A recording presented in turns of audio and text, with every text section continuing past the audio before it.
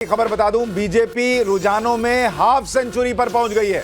50 सीटों पर बीजेपी गठबंधन आगे, आम आदमी पार्टी 19 सीट पर आगे और ये लीड जो है बीजेपी की वो लगातार मजबूत होती जा रही है, ये बढ़ती जा रही है। बीजेपी 42 सीटों की गेन कर रही है, आम आदमी पार्टी 43 सीटें लूज कर रही है। जी अजय जी। अब की बार 400 पार तो 240 भी वाह मुश्किल, वो सारे आदर्श सहयोगियों की वजह से पहुंचे। अच्छा, एक बड़ी चीज रोचक है इस बार सिन्हा जी, चुनाव आयोग तो सारे देश के बड़े चैनल और सबसे ज्यादा फास्ट मशीनों से ज्यादा इलेक्शन के रिजल्ट और काउंटिंग दे रहा है। भक्ति का पूरा मार्ग जो अपना रखा था वो पूरा रोल निभा रहा है चुनाव आयोग, पूरा रोल भक्ति का। जैसे भक्तमाल की कथा होती है ना, ऐसे मोदी कथा में चुनाव आयोग पूरा रोल। इतना फास्टिंग चल रहा है, इतना फास्टिंग कि मैंने पिछले 70 सालों में नहीं देखा कि इतना फास्ट चुनाव आयोग चल रहा है। हार जीत तो जब अपनी होती है क्योंकि 18 तारीख करीब आ रही है तो स्वामी को खुश करके जाना है, तो इसलिए वो सही ड्यूटी निभा रहा है। वरना आपका चैनल बहुत तेज करता था। 70 साल तो ना आपकी उम्र है और ना 70 साल से ईवीएम यूज हो रहा है। किताब तो पढ़ेंगे ना, ईवीएम तो यूज नहीं हो रहा 70 साल से। तो इतने फास्ट नतीजे ये कैसे आते जब ईवीएम यूज ही नहीं होता था?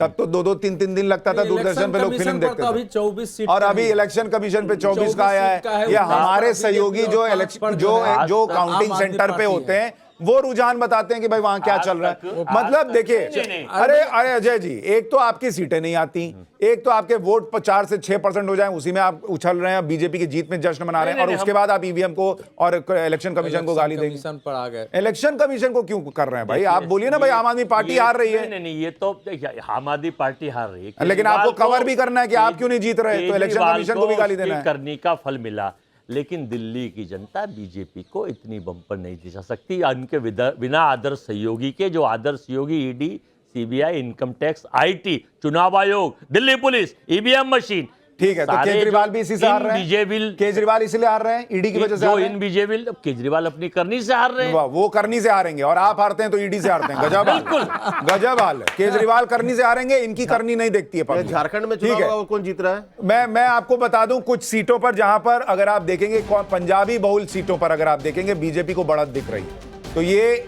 वहां पर बीजेपी 14 सीटों पर आगे चल रही है। ऐसी सीटें जहां पर जो है सिख वोटर बड़ी संख्या में है। तो पंजाबी बहुल सीटों पर बीजेपी को 14 पर आगे बढ़त है और आम आदमी पार्टी को 5 सीट पर बढ़त है। ये अपने आप में क्या पंजाब को लेकर भी एक तस्वीर दिखाता है कि पंजाब में जो हजार रुपए नहीं बटे उसकी वजह से एक नाराजगी है।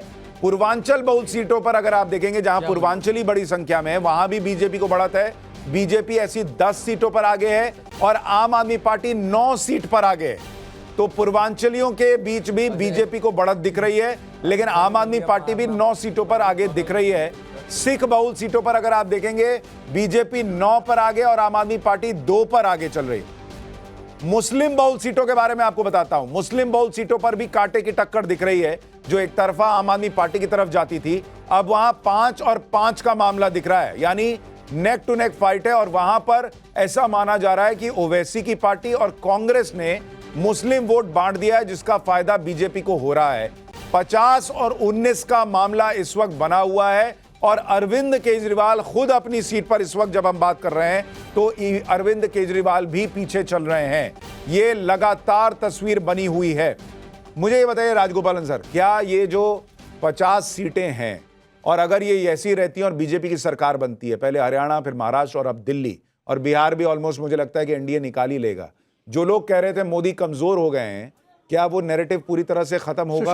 सुशांत बाबू, ये 25 में रोकना नहीं है, 26 के भी जाओ। बंगाल, तमिलनाडु, केरला है, उसमें भी बढ़क है। लेकिन संजय जैसे बंगाल कहां बीजेपी जीत रही है? नहीं, 26 में मैं कह रहा हूं। एक साल है और एक साल है और कैसे ओडिशा लिया बीजेपी ने, कैसे ओडिशा लिया, मिजोरम लिया, कैसे त्रिपुरा लिया। सेकेंड थिंग, संजय झा से हट करके मैं डिबेट के वास्ते में बोल रहा हूँ। संजय झा गुड फ्रेंड है, वर्मा जी की तरह मारने नहीं आएगा। लेकिन एक बात है, संजय झा को एकदम मैं कहना चाहता हूँ, ये रीजनल पार्टीज का ये चेतावनी है। अरविंद केजरीवाल हरा है, मुस्लिम वोट्स कांग्रेस के पास जा रहे हैं। ये डीएमके, तृणमूल कांग्रेस, इवन आरजेडी, लालू यादव, तेजस्वी यादव, सबको ऊपर ये बारी पड़ेगी। कांग्रेस को भड़काएगा, रीजनल पार्टीज को स्ट्रेंथ कमजोर हो जाएगा। नहीं, लेकिन मैं ये कह रहा हूं संजय चेतावनी जी, है। क्या ये कांग्रेस के लिए क्लियर मैसेज है नो नो कि नो, कांग्रेस अगर अकेले लड़ती या अकेले लड़े और रीजनल पार्टीज के भरोसे न रहे तो बेहतर कर यही सकती तो है? नरेंद्र मतलब मोदी ये इतना कर रही है तो इससे और आगे चली जाती है। देखिए सुशांत जी, इस चुनाव में जो लोग ये कह रहे हैं कि आपने कहा कि ओमर अब्दुल्ला जी का ट्वीट आया है कि आप लोग अंदर में लड़ेंगे, मतभेद होगा तो यही नतीजे होंगे, परंतु आप सच्चाई को तो देखिए। इस चुनाव में आम आदमी पार्टी को 62 एमएलएज थे, ठीक है। 62 एमएलएज में वो कौन सा सीट एडजस्टमेंट कांग्रेस के साथ हो सकता है? क्या वो अपने जो लोग वहाँ पर सिटिंग एमएलएज हैं उनको कहेंगे कि आप हट जाइए ताकि हमको कांग्रेस के साथ एक सीट एडजस्टमेंट करना है? ये तो होना ही नहीं था।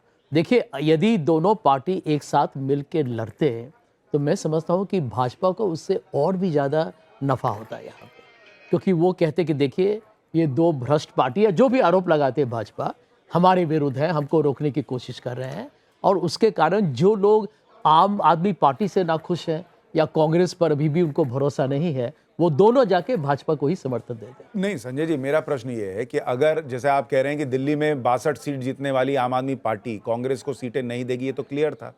तो अगर कांग्रेस पार्टी लोकसभा में आम आदमी पार्टी के साथ गठबंधन नहीं करती और तभी से अपने कार्यकर्ताओं को मैसेज देती कि दिल्ली की तैयारी करो, हम केजरीवाल को करप्ट मानते हैं, हम केजरीवाल को शीश महल में रहने वाला मानते हैं, हम केजरीवाल को यमुना साफ न करने वाला मानते हैं, हम केजरीवाल को भ्रष्टाचारी मानते हैं, तो दिल्ली में जो कांग्रेस की एक सीट दिख रही है और कांग्रेस की वजह से बीजेपी की 48 सीटें आती दिख रही हैं, क्या ये कांग्रेस की सीटें बढ़ी हुई दिखती?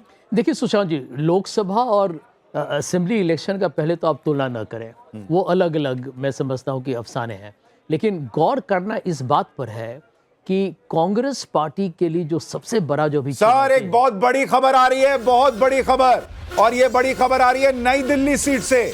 वहां अब अरविंद केजरीवाल मात्र 74 वोट से पीछे रह गए हैं। यानी अरविंद केजरीवाल ने कमबैक किया है नई दिल्ली सीट पर, जहां वो सुबह से लगातार पीछे चल रहे थे, परवेश वर्मा आगे चल रहे थे। अब नई दिल्ली सीट पर अरविंद केजरीवाल की वापसी होती दिख रही है। मात्र 74 वोट का अंतर है परवेश वर्मा और अरविंद केजरीवाल के बीच में इस वक्त, और यह सुनकर नव्यान शर्मा के चेहरे पर खुशी। नव्यान भाई, ये तो वापसी के संकेत हैं क्या? सर, मैं आपको अंदर का ऑफिशियल डेटा दे रहा हूं कि अरविंद केजरीवाल जी आगे हो गए हैं। थोड़ी आगे देर बाद हो गए आपके हैं? पास भी आ जाएगा। अरविंद केजरीवाल जी भी आगे हो गए हैं, मनीष सिसोदिया जी भी आगे हो गए हैं 100%, और 37 सीट्स पर हम आगे हो गए हैं। मैं आपको यही कह रहा हूं कि हमें इतनी जल्दबाजी नहीं करनी चाहिए। अब ये जो आपके स्टूडियो में एक्साइटेड होके इतना खुश हो गए, मैं कह रहा हूं अब रुको, थोड़ा सा सब्र करो। देखिए, अभी आप आएंगे चूंकि नतीजे, पीछे चल रहे अभी तो हैं, शुरुआत है, तो एक ही आपको राउंड हुआ जल्दबाजी अभी में तो मजा नहीं आ दिल्ली रहा के अंदर। लेकिन दर्शक जल्दी जल्दी देखना चाहता है, तो आप अभी आप आगे हो जाएंगे, मान लीजिए 40 क्रॉस करेंगे, आपको भी इसी में आनंद आएगा कि जल्दी जल्दी मुझे जिताओ। तो इसलिए कोई बात नहीं, थोड़ा पब्लिक का इंटरेस्ट बने रहने देना चाहिए। नई दिल्ली सीट पर केजरीवाल वापसी कर रहे हैं, नव्यान शर्मा कह रहे हैं केजरीवाल आगे हो गए। क्षेत्र में अंत तक लड़ाई होगी।